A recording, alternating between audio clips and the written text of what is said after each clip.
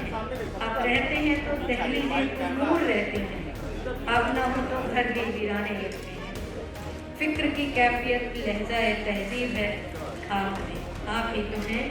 सुबह होती है, शाम होती है, ज़िंदगी यूं ही तमाम होती है। नमस्कार, मेरा नाम है अंजलि मिश्रा। इस वक्त मेरी मौजूदगी है लखनऊ के भागीदारी भवन में, जहां पर अंतर्राष्ट्रीय वृद्ध जन दिवस समारोह का आयोजन किया गया। यहाँ मुख्य अतिथि के रूप में यहाँ पर मौजूद थे आसिम अरुण जी, जिन्होंने यहाँ पे कई सारे वृद्ध लोगों का स्वागत किया, उन्हें सम्मानित किया। तो हम उनसे भी बात करेंगे, उनसे पूछेंगे कि आज वहाँ पे यहाँ पर आकर उन्हें कैसा लग रहा है, लोगों की क्या राय है, वृद्धजन जो सीनियर सिटीजन्स होते हैं उनकी क्या राय है, उन्हें किन किन समस्याओं का सामना करना पड़ रहा है, उनकी क्या सुझाव हैं कि वो क्या चाहते हैं कि आगे ये गवर्नमेंट ऐसा कर दे तो थोड़ा ये चेंजमेंट हो जाएगा। आज के यूथ को वो क्या मोटिवेशन देना चाहेंगे, इन सब चर्चे पे उनसे बात करेंगे और आपको दिखाते हैं। जवान सब लोग साथ मौजूद हैं।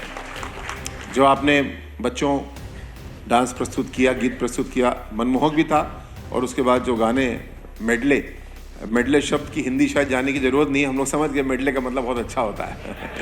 उसकी हिंदी अंग्रेजी जो भी हो, लेकिन संगीत की भाषा अलग है और बहुत ही सुंदर प्रस्तुति रही।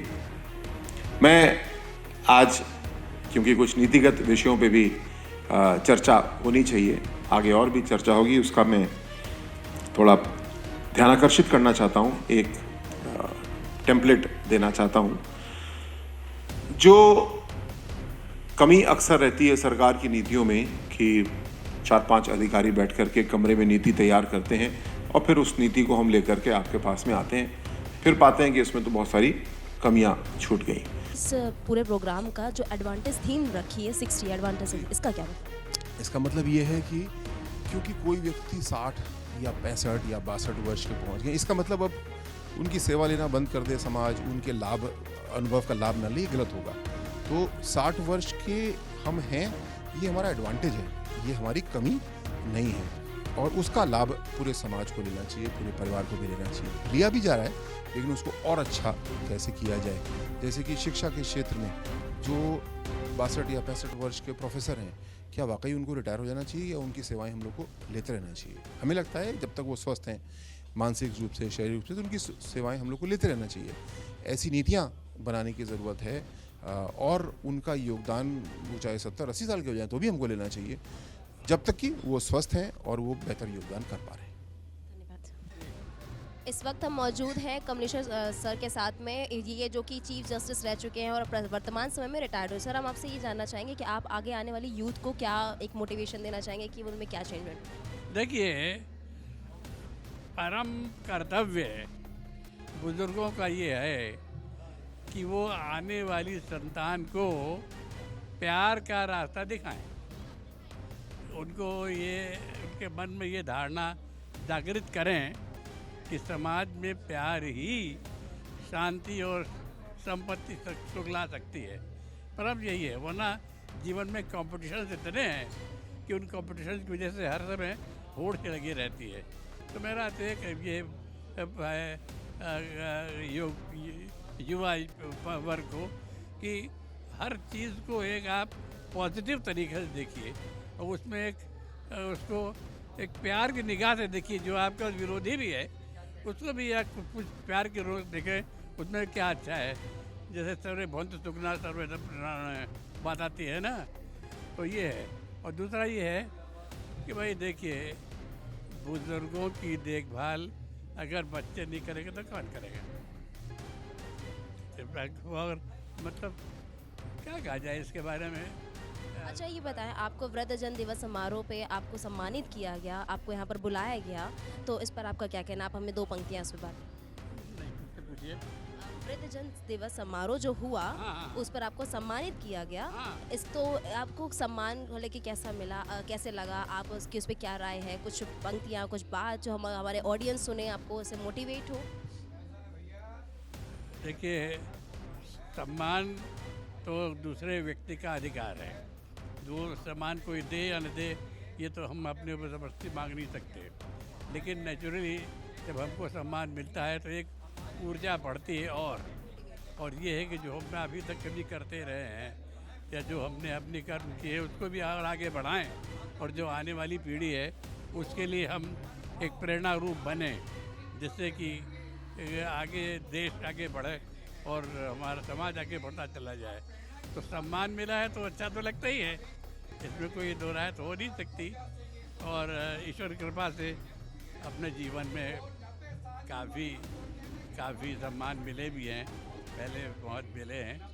और भगवान श्री राम का पूरा केस हमने तैयार किया, रामलला जी का पूरा केस जो था वो हमने तैयार किया है, 12 वर्ष तैयार किया। और हमारे ही प्रयासों के साथ जो हमारी टीम थी उन्होंने उस मुकदमे को जीता है। ये बड़ी प्रेरणा की बात है और मैं बहुत अच्छा लगता है जब ये मालूम लगता है कि हमारा समाज हमारी हमको मान्यता दे रहा है, हमको सम्मान करना चाह रहा है। बहुत बहुत धन्यवाद, थैंक यू आपका, आपने इतना हमें बताया, thank you so much. Sir आपका नाम क्या है? सोवरन सिंह मुझे कहते हैं, मैं सेवानिवृत्त हूँ पावर कॉरपोरेशन से। 98 में मैं रिटायर हो गया था। और जो आप मेरे सामने, मैं पूर्णतः शाकाहारी हूँ। मेरा जो जीवन है, दिनचर्या है, बिल्कुल सीमित है, टाइम टेबल जैसा है। सवेरे 4:30 बजे उठ करके मैं सवेरे 1 गिलास गुनगुना पानी पी करके ताड़ आसन करके, प्रेशर बढ़ जाता है, टॉयलेट जा करके फिर मैं 1 घंटा योगा करता हूँ। मेरा भोजन भी बहुत सिंपल है। मैं अपने भोजन में नित्य प्रति पहले कोई सीजनल फल लेता हूँ, उसके बाद मैं ये पराठा वगैरह जो है थोड़ा सा वो लेता हूँ। उसके बाद मैं मठा पीता हूँ 1 गिलास, और मठे के बाद गुड़ का सेवन करता हूँ। तो मैं ये जो चीज़ें हैं मुझे ये बड़ी प्रेरणा दे रही हैं। और चूँकि अभी यह मेरी कुछ ऐसी एज है कि मुझे महसूस नहीं हो रहा है, मैं कुछ ना कुछ सेवा करता रहता हूँ। मैंने मंदबुद्धि बच्चों का मैं डायरेक्टर बन रहा हूँ। इनका स्पोर्ट्स के द्वारा कैसे मैं उनको खेल से उनका इंगेजमेंट करा रहा हूँ। मैं करीबन 10-11 साल तक मैं ये स्पेशल ओलंपिक के नाम से जो होता है, जिसमें कपिल देव साहब भी हैं, अनिल कपूर साहब फिल्म एक्टर, कई लोग हैं, मैं उसमें जुड़ा रहा हूँ। अब मैं चूँकि दोनों आँखों का ऑपरेशन हो चुका है, इसलिए थोड़ी सी मुझे चलने फिरने में दिक्कत आती है। और मैं अब बाहर की जगह कम कर चुका हूँ।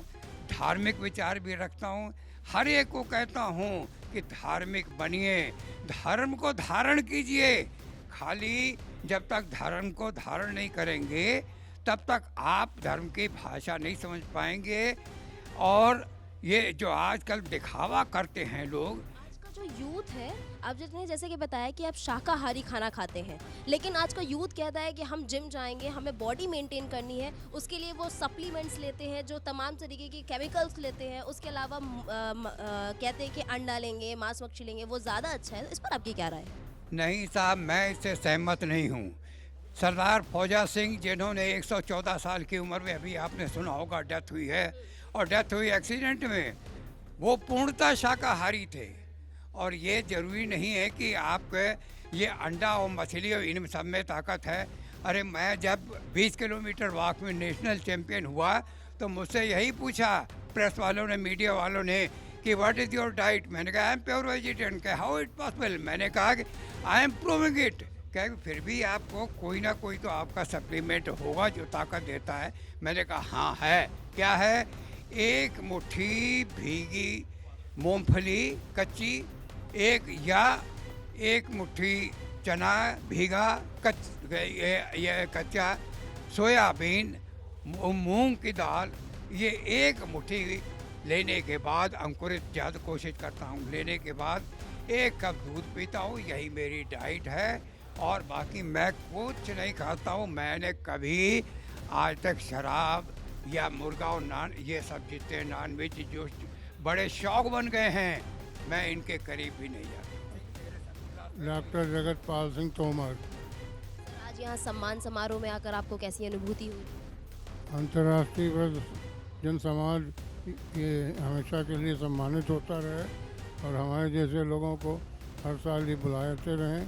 इससे प्रेरणा मिलती है और जीवन की और जीने की इच्छा व्यक्त होती है। अच्छा, ये बताएं कि आज के वक्त में आप युवा पीढ़ी के हैं, आपके कई लोग लोग हैं जो आपकी बात सुनना चाहेंगे, तो आप अपने एक तजुर्बे से बताएं कि आपको क्या लगता है कि यहाँ पर क्या क्या सुधार हो सकता है या यहाँ पे सुधार करना चाहिए वृद्धों के लिए। सरकार की बहुत सी योजनाएं यहाँ बताई गई हैं, तो आयुष्मान कार्ड सबको उपलब्ध नहीं हो पा रहा है, तो उसकी प्रक्रिया सरल की जानी चाहिए। और अभी असीम वरुण जो राज्य मंत्री साहब हैं, उन्होंने बहुत अच्छी बात बताई कि ऑटोमेटिकली जिनकी उम्र 60 साल हो जाएगी उनका आधार कार्ड से लिंक किया जाएगा और 1000 की पेंशन उनको घर पहुंच जाएगी। तो ये सुनने में तो अच्छा लगा, व्यवहार में भी अगर ऐसा हो जाए तो अति उत्तम रहेगा, क्योंकि वृद्धजन भाग दौड़ तो कर नहीं सकते, हालांकि उनको ऐसी ही स्वयं में मिलती रहे अगर सुविधाएं तो राहत होगी। तो हमने यहाँ पे तमाम मौजूद लोगों से बात की, लोगों ने अपने अपने व्यूज़ बताए कि कैसे आपको अपनी जो चेंजमेंट है वो करना चाहिए, कैसे आपको रोज़मर्रा की लाइफ जो डाइट्स लेते हैं वो लेनी चाहिए। जैसे तमाम लोगों के मन में ख्याल आता है कि उन्हें बॉडी फिटनेस करनी है तो उन्हें नॉनवेज लेना चाहिए या फिर जिम जैसे जो तमाम केमिकल सप्लीमेंट्स होते हैं उन्हें वो लेने चाहिए, लेकिन यहाँ मौजूद एक सरदार जी थे, उन्होंने हमको प्रॉपर बताया कि नहीं, ऐसा कुछ भी नहीं है। प्रॉपर शाकाहारी भोजन से आप अपनी डाइट को बैलेंस कर सकते हैं। उसके अलावा यहाँ पर तमाम लोग सम्मानित किए गए, हमने उनसे भी बात की जो कि आपको सब साफ वीडियो में दिख रहा होगा। तो ऐसी तमाम खबरों को जानने के लिए देखते रहिए लाइव न्यूज़ एक्स। मैं हूँ आपके साथ अंजलि मिश्रा। धन्यवाद।